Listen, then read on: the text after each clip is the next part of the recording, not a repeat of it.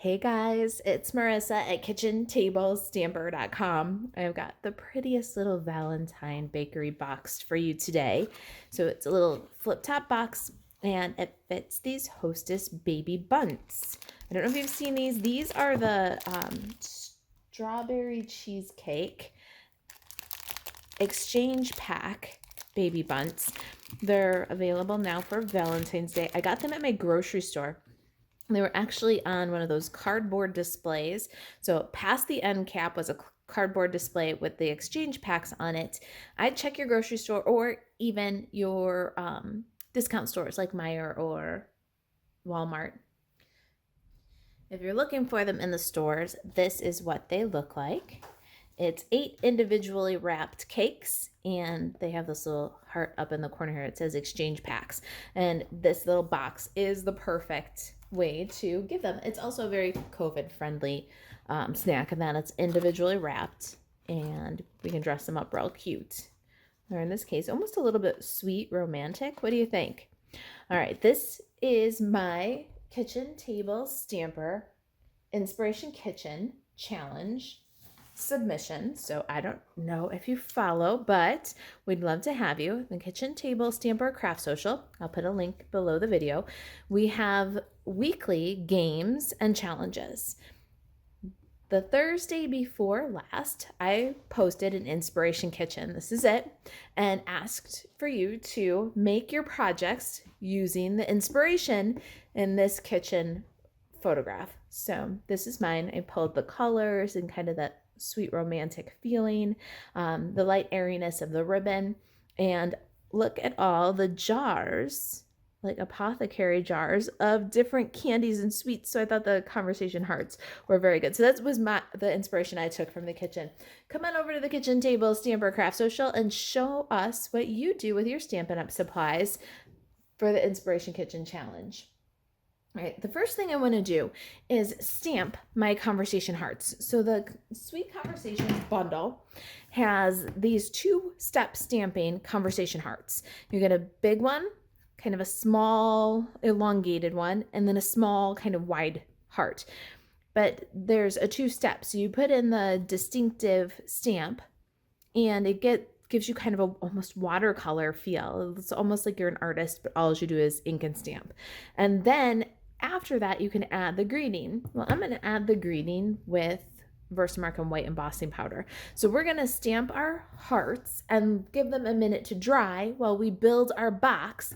Then we'll go back and stamp our message over and emboss it. That way we get nice, clean conversation hearts with no white speckles of embossing powder stuck everywhere, because we did wet ink and then wet Versamark, and then the powder sticks all over where we don't want it. Do you know?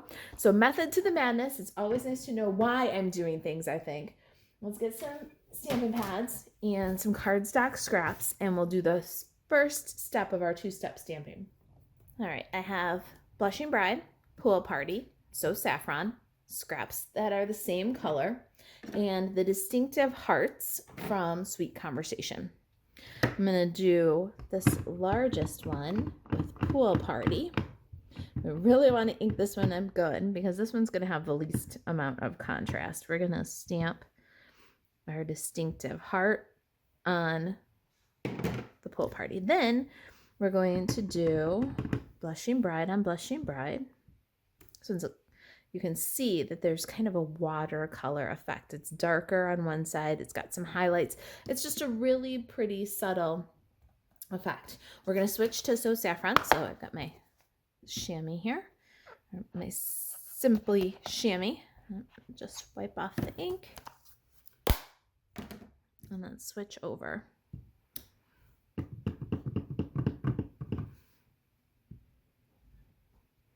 Now we're going to let these base coat of ink settle in the paper and dry completely before we stamp the greetings over.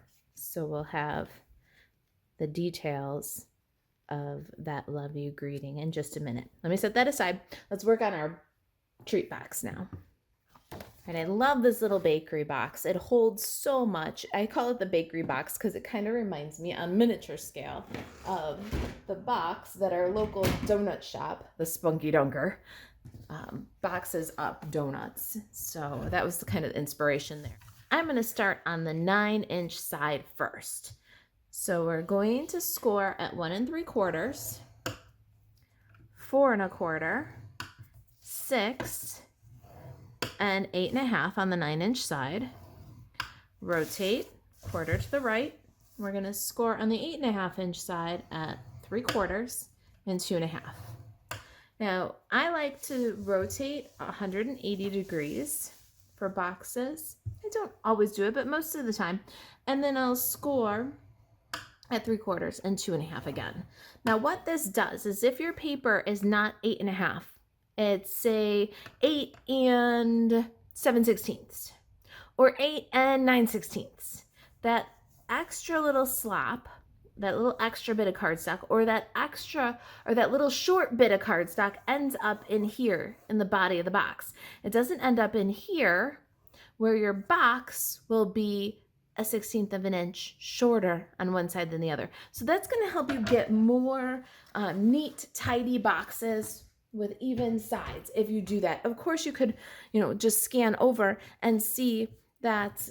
Let me put this back in here for just a second. Of course, you could just scan over and see that 3/4, 2 1/2, 6, and 7 3/4, but that leaves the extra or the shortage here, which means that you're going to have a bit of a trapezoid box, where if you measure against the rail and go 3/4 of an inch and 2 1/2 inches, it will always be 3/4 of an inch and 2 1/2 inches on either side. All right. I'd like to take a time occasionally to explain why I do that, because I get asked often, why don't you just keep measuring out from the one side? Why do you rotate the paper end over end and then score the same measurements from the left side? And that's why, if you're always scoring the same measurements from the left side on that rail, you'll always have the right measurement and your box will be nice and square. Okay, once you've worked all the folds with the bone folder, then you want to find the 1/2 inch and put that along the top. So here's our 1/2 inch, and we're going to cut according to the template. The template picture is in the project sheet. The project sheet is clickable underneath the embedded video on the blog. So follow the link on or below the video to the blog. You'll see project details if you're watching on YouTube. That'll take you to kitchentablestamper.com. Roll down on that post where you see the embedded video. There's a link right underneath that says, click here to get your Sweet Conversations Bakery box project sheet, and that's where you'll find the template photo. All right, we're going to cut out the 4 rectangles in the corner on each side. So that's a nice, easy cut. We've got these long skinnies and these these tall ones. We're going to take out all 4. When I take these out, I cut so that I'm removing the fold. All right, there's our first 2. Then we want to remove these 2 rectangles and liberate the tab here. So we're going to keep this section with both of its rectangles. This is going to be nice and straight. Just cut off the fold. Then cut off the rectangle, again, cut off the fold. And then I like to go in and cut a small angle to take out the bulk of cardstock. We're going to do that here, here, and here. All right, there is our box base. Now let's round the corners on our tabs. You can use your corner rounder of choice, or Stampin' Up's Detailed Trio Punch has a corner rounder on it if you're looking for one. We're going to round 2, 3, 4, 5, 6 corners. There it is. And assemble the box with some tear and tape. For my tear and tape, we'll add equal signs on these glue tabs here. Just like that. And there's the tear and tape. There's the adhesive placement. Let's go ahead and remove the liner. You can do all 4 glue tabs at one time. All All right, now let's form our box. We're going to take 2 tabs, bring them in, and you can adhere them together, and then bring up the side, square your corners nicely, and burnish. This one too, bring up the sides, and burnish. There's your box. Isn't that sweet?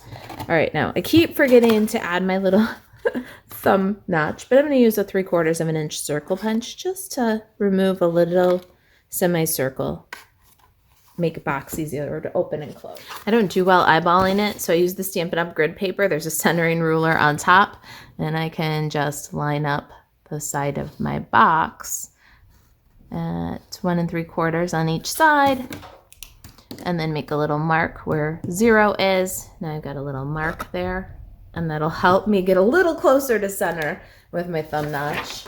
I love the grid paper for more than just protecting my surface, that's for sure. I'm using a retired 3/4 inch circle punch, but you can use the little loop, the little top of a heart. You can run that through your Stampin' Cut and Emboss machine using a layering circle before you put it together, of course, or just choose the edge of a label or something, a different shape if you don't have a circle punch. Just something to help you get your thumb in there to open. All right, let's drop our little baby bunt in there, and we're going to adhere some Designer Series paper to the lid of the box.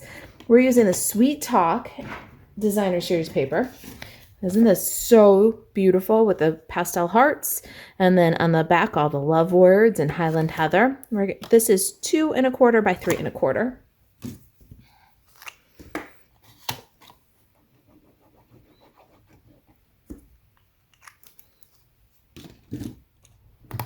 Center it so that you've got a pool party frame around your Designer Series paper. And let's wrap and tie a bow with pool party ribbon.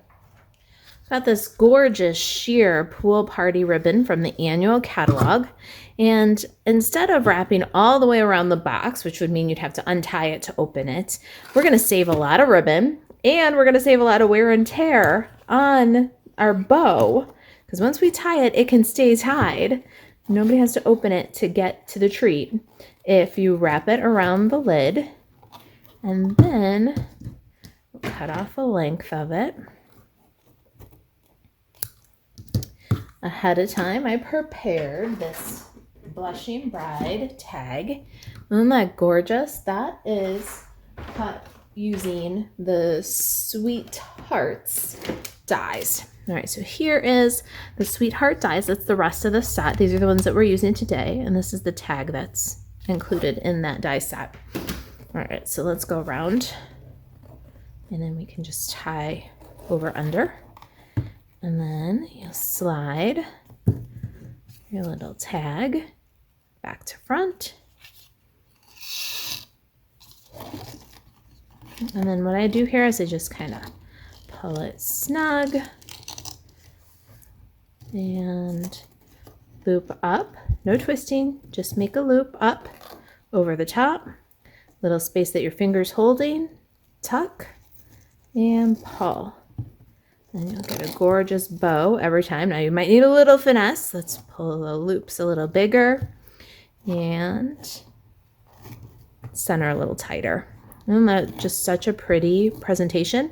And nobody needs to tie and untie the box to get to the treat.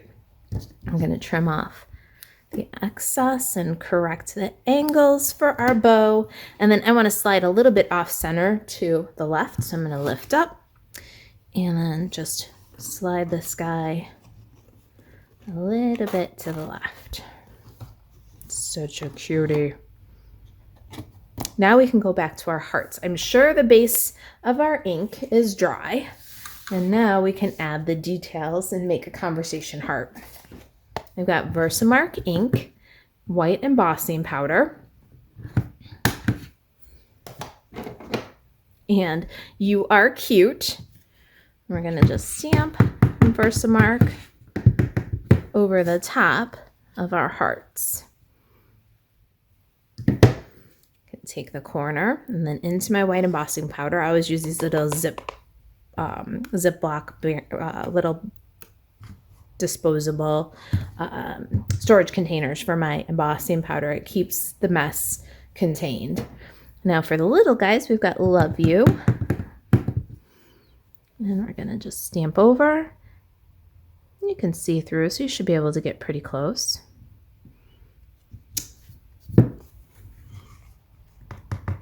Dip, and now we've got Love You in white emboss. So pretty. And our last one, so saffron little heart. Let's add the detail.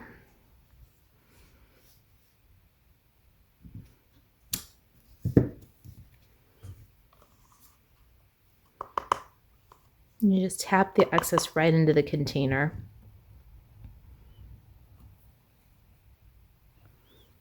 I'm going to put away the ink and powder so we don't make a mess. I've got my heat tool ready right here to melt that powder. Here's a simple little thing. When we do heat embossing at my house and my classes, when I do it, I like to take a clothespin, hold my items that need heat embossing, and that keeps my fingers way outside of the heat that this is going to produce. It's an industrial heat tool, and it will remove paint. It'll ruin the finish of your wood surfaces. So use caution when you're using this tool. It's very hot. Protect your fingers and protect your surface. I'm going to go ahead and heat these, and you'll be able to see it change from powdery white to shiny white before your eyes. Still to this day, after 23, almost 24 years of stamping, that still thrills me. All right, let's do some die cutting now. We're going to cut out our hearts. We're going to cut out our heart decoration and our envelope. This is all using the Sweet Hearts dies. It's going to take 2 passes because there's only one of this shape heart, and we got to cut 2, but I'm going to try and put as much in one pass as I can. So let's start with one of these and one of these, and there are the little hearts to cut them out. I've got a strip of Pool Party and this line of hearts, and then our adorable little envelope die and some basic white cardstock. All right, I'll crank this first pass and then go through and crank a second time to get our little yellow conversation heart out. And I'll meet you right back here with all my pieces cut. Let me just call your attention right here to this particular die. Do you see how it cuts? It's really pretty delightful. You're going to have an open space. This will be fun for inlay techniques where you can add the pieces back in and then use this rectangle on your card. There's the piece that we're going to use, which is this fun strip of outline, empty hearts. And then you get these little perfectly useful, awesome for embellishment, cut out hearts. So what I'm doing with these is I'm adding them to a little container. You know the little canisters that Stampin' Up puts embellishments in? I got a little canister and I'm collecting those. Because the fun part is when you have them in different colors, then you can go back and fill and make yourself beautiful little accent pieces. So just a little tip how to use that die. All right, let me finish the last little pass through for our heart and we'll assemble our tag. All right, we've got our bits, our box, and our sample. Let's go ahead and finish this guy up. You'll notice on your envelope that one tab is a little bit shorter. See, these are more semicircular round, and this one's a little bit more like a bow. This is the top flap of your mini envelope. I'm gonna work the other 3 flaps with my bone folder so that we can create an envelope. Here's how I've been putting this little envelope together. I bring in one side and grab some multi-purpose liquid glue and add a dot, just a dot of glue there. And then bring the other side flap. Then I take the multi-purpose liquid glue and put a dash of glue on each side of the cleft. Then you can bring up the bottom flap and burnish. Hold that for just a second so that the glue can grab, and then you get this adorable little envelope, and it holds together perfectly. See that? And it's also completely open on the inside because you just used a dot and 2 dashes of glue, so you can put anything you want to inside the envelope. All right, not the cutest thing you ever saw. I can't even get over it. All right, bring our tag in here, and we'll add a little more multi-purpose liquid glue right in the center on this little strip of hearts. I'm going to add it to our tag, kind of below center along the bottom of the tag. Now it's time for my favorite double, triple dimensionals. When I've got a treat, I really love to load up the dimensionals. So I'm going to add a couple of minis right to the back of my envelope. Pop that on the tag, little angle. So cute. Look at the layers starting to build. Isn't that great? Now I want my tag to stay exactly where I want it. So I'm going to add a little dimensional on the box, and I'm going to adhere the tag to the box.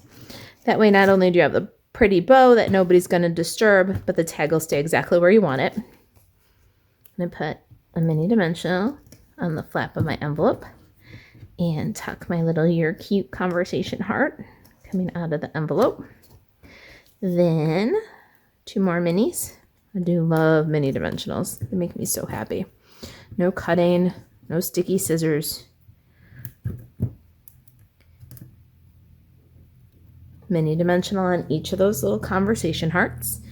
Now I'll add them on top of the envelope so that they are a little cluster, but nobody covers anybody else's greeting. There we go. Isn't that just so sweet? Now, what's a Valentine without just a little bit of sparkle?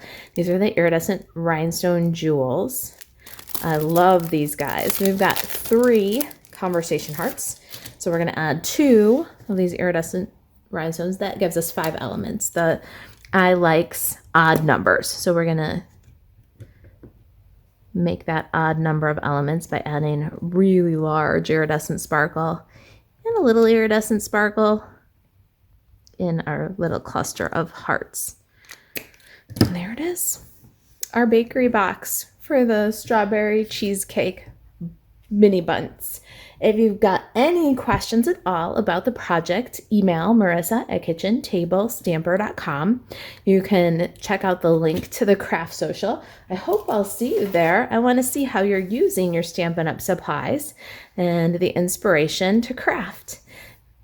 Reach out if there's anything I can do to help you stay crafty. Marisa@kitchentablestamper.com. And to shop Stampin' Up! 24/7, you can buzz over to marisaalvarez.stampinup.net and click shop. Thanks for watching. I'll see you in the next video. Bye, guys.